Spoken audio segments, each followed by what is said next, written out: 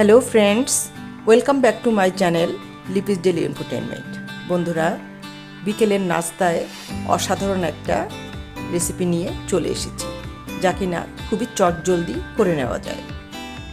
অবশ্যই রেসিপিতে যাব তার আগে যে সকল বন্ধুরা আমার চ্যানেলটি সাবস্ক্রাইব করনি, চ্যানেলে নতুন, তারা অবশ্যই সাবস্ক্রাইব করে বেল বাটনটা প্রেস করে সাথে থাকো আর দেখতে থাকো কিভাবে এই চমৎকার ফুলকো ফুলকো প্যানকেকগুলো আমি তৈরি করেছি।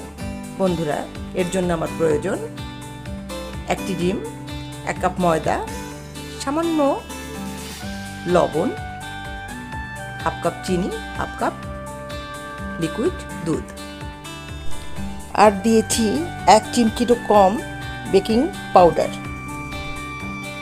জাস্ট কেকের মতোই আমি ভালো করে বিট করে এই ব্যাটারটা তৈরি করে নিয়েছি, সবগুলো উপকরণ একসঙ্গে মিশিয়ে।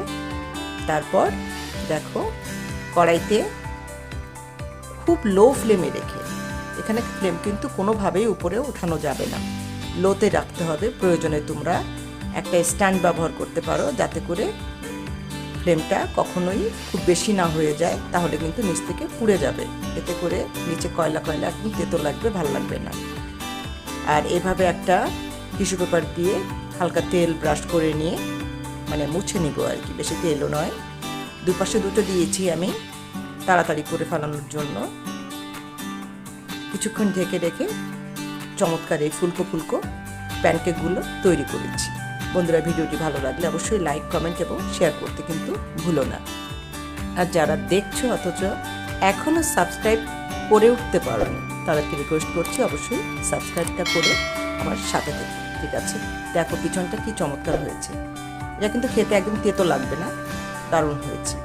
এর চাইতে বেশি ডার্ক হলে অবশ্যই কিন্তু এটা তেতো লাগার ভয় থাকবে, সেক্ষেত্রে ফেলে খেতে হবে হয়তো। তাই খুব সাবধানে এটাকে কুক করতে হবে, তা না হলে কিন্তু পুড়ে যাবে। ঠিক আছে বন্ধুরা, আজকের ভিডিওটা এ পর্যন্ত ছিল। পরবর্তী পর্যায়ে আবার নতুন কোনো ভিডিও নিয়ে ঠিক সময় মতো তোমাদের কাছে চলে আসবো।